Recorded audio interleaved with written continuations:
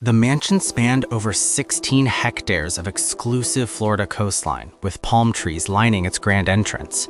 This was the domain of Robert Chandler, a tech tycoon who had amassed a fortune and carved out a reputation as the favored philanthropist of Silicon Valley. His foundation, Hope for Tomorrow, had donated $200 million to hospitals, schools, and orphanages in 14 countries, earning praise from governors, senators, and celebrities. However, FBI Special Agent Jennifer Torres had spent 11 months building a case that challenged that public image. She knew that behind the facade of charity, Chandler was allegedly involved in the disappearance of 89 children stolen from 14 countries, hidden on his property, and sold to a network of wealthy clients. Robert Chandler understood that evil is most effective when it wears the suit of success, designer labels, and charitable donations. His foundation operated in the poorest regions of the world, building orphanages and providing aid. "We are giving these children a future," the media declared. One of those girls was Molly, a small 9-year-old Cambodian girl smiling beside him in a photo. 6 months later, she vanished without a trace from the orphanage that his foundation supported. Molly wasn't the first, but the 47th victim in a pattern the FBI's Crimes Against Children unit detected in 2023. International reports showed child disappearances always from orphanages linked to Chandler's foundation, always minors without families to look for them. Investigating a billionaire with political connections required irrefutable evidence of the type that could survive the best legal team. The FBI got a break thanks to an internal source, Marcus Webb, a former Marine with 3 tours in Afghanistan who worked as a security guard at the mansion. Webb noticed strange deliveries at 3 a.m. He heard children's voices in areas supposedly closed off. He saw anonymous visitors and disproportionate security protocols. "Something is very wrong," Webb confessed to his wife. She convinced him to contact the FBI. Agent Torres took his statement personally. Webb described the midnight deliveries, the restricted zones, and the visitors who left disturbed. When Torres asked him about the children, he replied, "I've heard them, I haven't seen them. Sometimes they cry at night." Torres proposed a mission: infiltrate with a microphone and a hidden camera. For 4 months, Marcus Webb went undercover, recording with a hidden body cam conversations and nightly deliveries. The turning point came when he was reassigned to the private wing of the mansion, a restricted access area. "We don't talk about what is seen here," warned a colleague. What he found on his first shift made him sick. Behind false walls, he discovered secret rooms with small beds, children's clothes, medical equipment, and restraints. That night, the rooms were empty as they had moved the children. The images from Webb's hidden camera reached Agent Torres. "We have enough for a warrant," declared her team, "but we must act carefully. If we raid and the children aren't there, Chandler's lawyers will bury us. We need to confirm they are in that mansion right now." Should child predators face the death penalty, regardless of their wealth or status? Comment yes or no and argue your response. The FBI needed to establish total surveillance over Robert Chandler's mansion.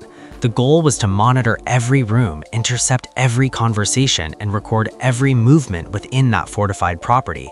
Technicians gave Marcus micro-spy devices, smaller than a shirt button, designed to be remotely activated. His task was to strategically plant them during his night rounds, with special attention to the private wing, Chandler's personal office, and the main conference room where he received his high-profile visitors. Over 3 weeks, Marcus placed 17 devices at critical points.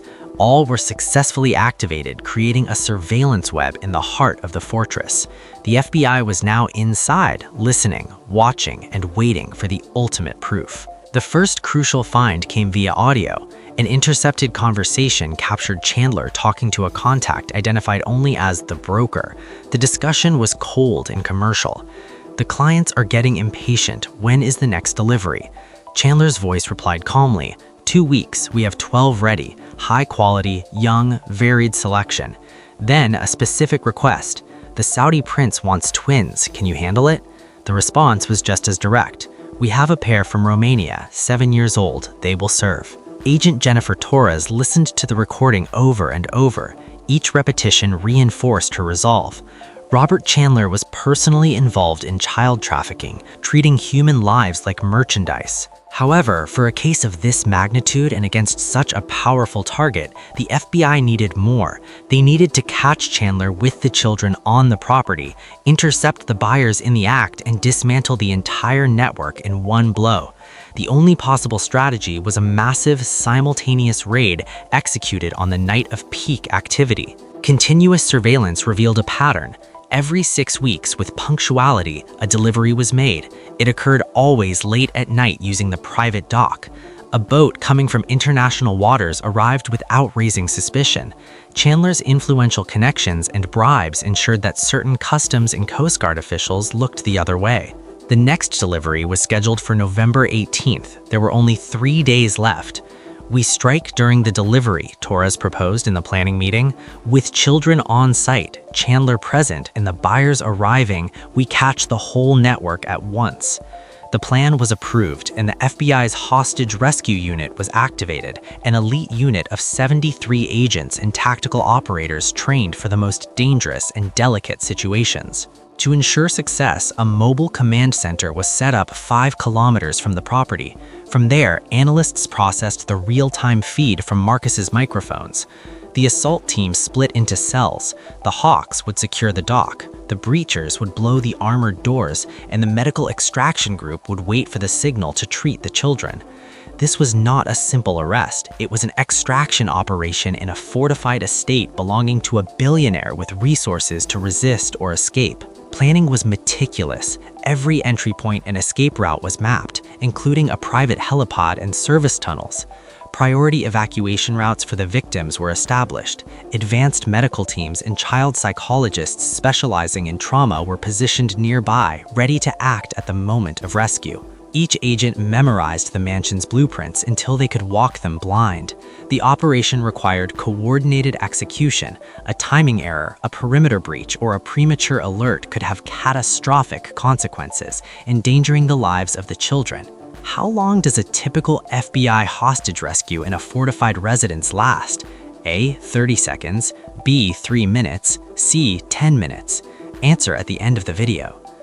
On November 18th at 11:47 p.m., the boat appeared on the horizon and approached the dock. FBI surveillance teams stationed at sea and on the coast observed through night vision devices.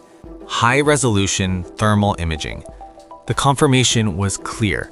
12 small figures, identifiable by their size and heat profile, were moved from the boat into the mansion. They were children. Inside, Robert Chandler personally supervised the reception. He walked among the group of terrified and disoriented children, speaking to them in a mosaic of languages. "You are going to live in our homes," he told them with a calmness that was disturbing. "Everything will be fine. You will be with families who love and care for you." The children, many still under the effects of sedatives, could barely understand. They had been kidnapped, drugged, transported across oceans, and now they were in the hands of a stranger in a place that functioned as a luxury prison. Approximately 1 hour later, the buyers began to arrive. Luxury vehicles with tinted windows slid down the driveway, their drivers knowing exactly where to park and which secondary door to use. Among them were identified a Hollywood producer, a tech CEO with a personal fortune of $40 billion, an active U.S. senator, a foreign diplomat, and a member of a European royal family. The atmosphere inside the mansion was one of disturbing normalcy, while these powerful men closed deals on the fate of human beings. At 12:43 a.m., the final order was given. Operation Shattered Trust was launched. The hostage rescue team stormed the mansion from 6 different entry points simultaneously: the main door, the back terraces, the side service doors, and even the dock where the boat was still moored. With the roar of flashbangs, agents burst in, shouting, "FBI, FBI, everyone on the ground now." Chandler's private security team, though armed, was not prepared for a coordinated assault by federal forces. The confrontation was brief. Seeing themselves outmatched by crossfire and tactical superiority, they dropped their weapons and surrendered. Inside, chaos erupted among the buyers. The Hollywood producer tried to flee toward the gardens and was quickly subdued. The tech CEO, in a panic, tried to format his mobile phone, but it was confiscated in seconds. The senator tried to invoke his privileges. "I am a United States senator. You cannot arrest me." An agent, while firmly placing the handcuffs, replied, "We'll see about that. For now, watch him." However, the top priority was not arresting those powerful men, but rescuing the victims. Specialized teams of agents following the blueprints obtained by Marcus pushed directly toward the private wing. They found the hidden mechanisms, opened the doors concealed in the walls, and discovered the secret rooms. There, in overcrowded conditions, they found not only the 12 newly arrived children, but a total of 89 minors. Their ages ranged from 4 to 15 years old, and their origins spanned 14 countries. The impact of trauma was evident on their faces, but they were alive. "FBI, you are safe now. We are here to help you," the agents announced. They had deployed translators for a variety of languages: Romanian, Thai, Swahili, Spanish, Russian, and more. In a moment of profound humanity, a little girl no older than 6 approached and grabbed the hand of an agent's tactical glove. With wide eyes, she asked, "Are you taking us home?" The agent, a 15-year veteran with experience in critical scenes, could not contain a tear of emotion. "Yes, honey," he replied with a broken voice. "We're taking you home." While the rescue unfolded on the upper floor, they located Robert Chandler in his office. They found him in front of his computer, frantically trying to format it to delete all files, but it was already too late. The destruction of evidence he attempted was in vain. The FBI's cyber team had already remotely and securely replicated his entire digital network. "Robert Chandler, you are under arrest for human trafficking, conspiracy, child exploitation, and other charges we will uncover," declared Agent Torres.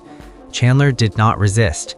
His gaze was empty, as if he had anticipated this end. Marcus Webb, the undercover guard, helped in the evacuation, ensuring each child felt they were with the good guys. When Torres called him a hero, he replied, "I'm just a father. I have 2 daughters. Someone had to do something." If you believe that justice should never yield, no matter how rich or powerful the criminal may be, leave us a like. The evidence seized was overwhelming. Additionally to the 89 rescued children, 23 immediate arrests were made, including the 5 high-profile individuals. Chandler's assets, valued at $900 million, were frozen and allocated to a compensation fund for the victims. But the deepest blow came from the digital files. Chandler had meticulously documented 7 years of operations, client lists, financial transactions, and communications revealing an international network in 47 countries and thousands of victims. Chandler was not a lone predator. He was the center of a global operation moving millions of dollars at the cost of innocence. The investigation expanded worldwide, coordinating with Interpol and Europol. In the following 6 months, 340 additional arrests were made globally, dismantling much of the network. However, the judicial process against Robert Chandler was paramount. His expensive legal team exhausted all strategies, alleging entrapment and challenging the authenticity of the evidence. The prosecution built its case on an irrefutable foundation. Marcus Webb's testimony, the audio recordings, the complete digital archive, and the testimony of 12 of the rescued children, who testified in a closed-door court with constant psychological support. Among them was Molly, the girl from the photograph in Cambodia, now 11 years old. Facing Chandler, she said with a steady voice through an interpreter, "You told me I was going to a safe place. You lied, you hurt me, but we survived, and now everyone knows what you are."